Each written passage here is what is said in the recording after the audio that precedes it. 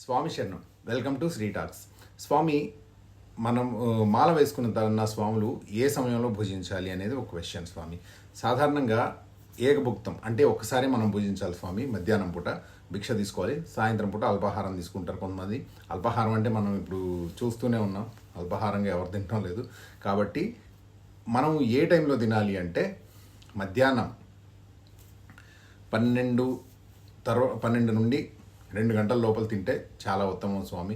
ఇంకా కుదరదు అనుకున్నప్పుడు 3 లోపల తినేసేయాలి. ఇంకా 3 తర్వాత మనం తినడానికి లేదు. అలాగే ప్రదోష వేళ అంటే సూర్యాస్తమయానికి 45 నిమిషాల ముందు, 45 నిమిషాల తర్వాత. ఈ మధ్యకాలంలో ఏమి తీసుకోకూడదు స్వామి. ఈ మధ్యకాలంలో మన సూర్యాస్తమయం తర్వాత పూజ అయిన తర్వాత తీర్థం తీసుకొని అప్పుడు మాత్రమే మనం వాటర్ కానీ ఆహారం కానీ తీసుకోవచ్చు.